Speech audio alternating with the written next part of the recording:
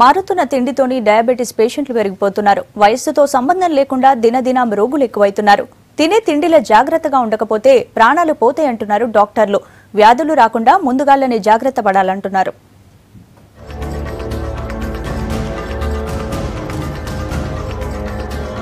రోజు రోజుకి డయాబెటిస్ వ్యాధి పేషెంట్లు పెరిగిపోతున్నారు. ఒకప్పుడు 50 ఏళ్లు దాటితే కాని రాని షుగర్ ఇప్పుడు వయసుతోని సంబంధం లేకుండా అందరికీ వస్తుంది. మన దేశంలో అయితే 3 కోట్ల కంటే ఎక్కువ మంది ఈ వ్యాధితోని బాధపడుతున్నారు. హైదరాబాద్ లో 16.6% మందికి డయాబెటిస్ ఉంది. ఒబేసిటీతోని ఉన్నోళ్లలో 85% మందికి షుగర్ ఖచ్చితంగా వస్తుంది. షుగర్ వచ్చినోళ్లలో 1,70,00,000 మందికి కిడ్నీలు కూడా ఖరాబ్ అయినట్లు తెలుస్తోంది.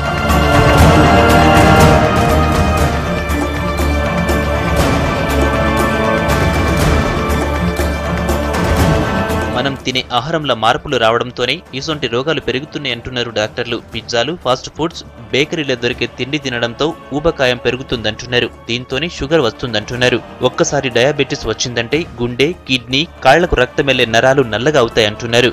టైప్ 2 డయాబెటీస్కి వచ్చినట్లయితే ఇది ఎందుకు వస్తుంది అంటే ముఖ్యంగా వచ్చేది ఏంటంటే మన యొక్క జీవనశైలి కనుక సరిగ్గా ఉన్నట్లయితే వస్తుంది.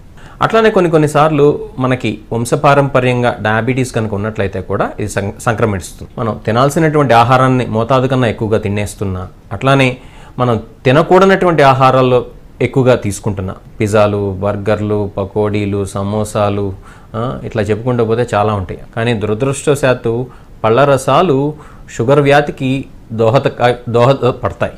ఈ యొక్క డ్రింక్స్ కూడా ఈ యొక్క డయాబెటీస్కి కారణాలు అన్నమాట.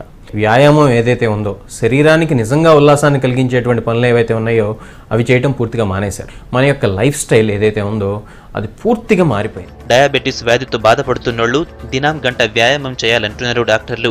అన్నం తినడం, పండ్ల రసాలు తాగడం తగ్గించాలని చెప్తున్నారు. తక్కువ క్యాలరీస్ ఉండే వాటిని తినాలంటున్నారు. ఇట్లా చేస్తే కంట్రోల్ చేయొచ్చంటున్నారు.